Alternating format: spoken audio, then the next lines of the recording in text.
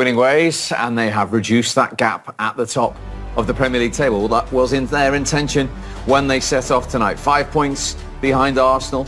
They played a game more. They have a slightly better goal difference. A reminder, of course, that they have to play the league leaders twice still this season, the first of which is in the 15th of February. And of course, before that, they play each other in the FA Cup as well. Spurs still 5 off the top 4. They've now played a game more than Newcastle and Manchester United.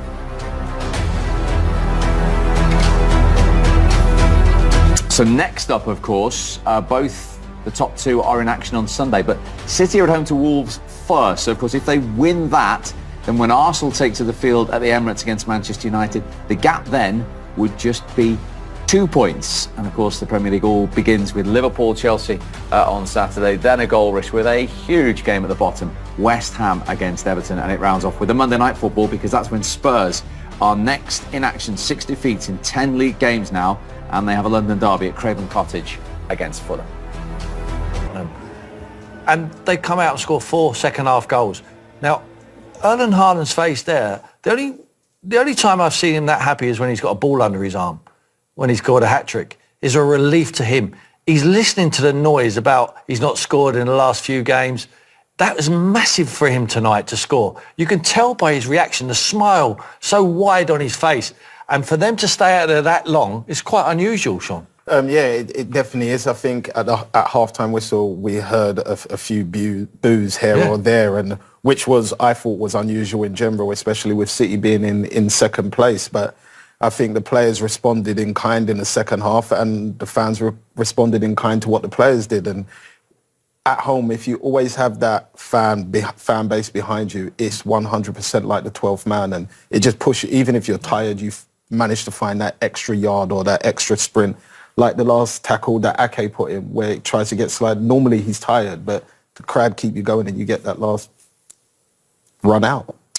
Off the top 4, and as it stands, Arsenal winning as well as Tottenham, because they would still be 8 points clear of Manchester City. In the last 14 games in the first half, Spurs have managed 1 goal. They just scored 2 in just over 2 stunning minutes at the end of that first half. Did you see that coming? No, not at all. There was nothing in the game. I thought they'd done a good job to contain Man City, who have been playing very poorly. They just keep persevering. They've got clinical finishers. We know that. And they pressed at the right time. They caused the errors, and they took the rewards for it. You know, brilliant. 2-0 up at half-time. They have something to hold on to now, which is very foreign to Tottenham. They're normally giving away goals in the first period and then trying to fight back. So be very interested to see what they do when Pep finally brings on the first team. You mentioned the errors. It was something of a gift, the first one. Absolutely. I mean, it's a poor goalkeeping error. It's decision-making. Just a long ball up the field. It's poor control from Nathan Ake. You know, he goes back to his goalkeeper. That was the press at the right time. Now, he has to do better with that pass. He gives it the wrong side of Rodri. All he can do is toe it to Kulusevski, and give him credit, he tucks it away beautifully. But the goalkeeper makes an error. He can either come out here to the right side, we highlighted the player he can come to, or if he wants to pass it to Rodri, he has to give it to him on the safe side, which is his left-hand side. Bentancur comes and closes down. He's closing down on his right side. He needs to give it to him on his left side so he can just turn it out to the fullback. It's a poor error. See, this is where he needs to pass it to just open it up. You see where the pressure's coming from Bentancur. He needs to just roll it into the area in the D there so he can just sweep it out of his right foot. But he doesn't. He wrong fits him. He has to check.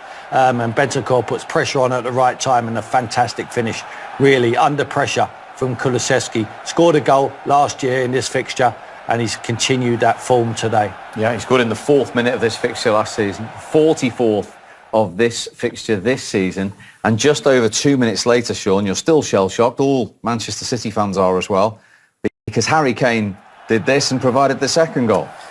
Even here, it's kind of half of a clearance here, but when it gets out, you can see Ake takes his time to get there, lets him square up instead. I feel like he should have got tight, and I feel like here Rodri just thinks he can poke it past him.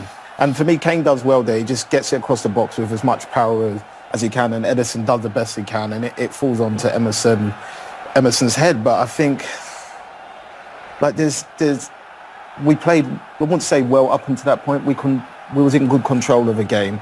obviously Spurs are going to have their points in the game because they have fantastic players and they're a good team. But I just feel like the same thing happened in the derby. After United scored the goal, there was a 5-minute spell where it just felt like we was all over the place.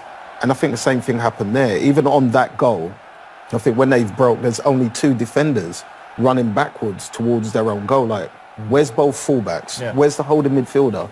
Like, you've just conceded a goal. When you just concede a goal, you have to, like, breathe, keep yourself together. So basically what's just happened doesn't happen. Do you see when Harry Kane slides and wins that ball on the line? His mind goes back to the North London derby. There's nothing he can't pick out anyone there. What he's thinking about is smashing off Emerson so it goes into the back of the neck like Saka did at the weekend. It's exactly what he's thinking about. Ederson does a little bit better. He just turns it into Royale, who reacts brilliantly and heads it over. But it's very clever from Harry Kane. If you watch it again, all he's looking to do is smash it at the goalkeeper and hope it ricochets into the net. He gets a little bit fortunate with the ricochet and Royale finishes it brilliantly. So 2-0.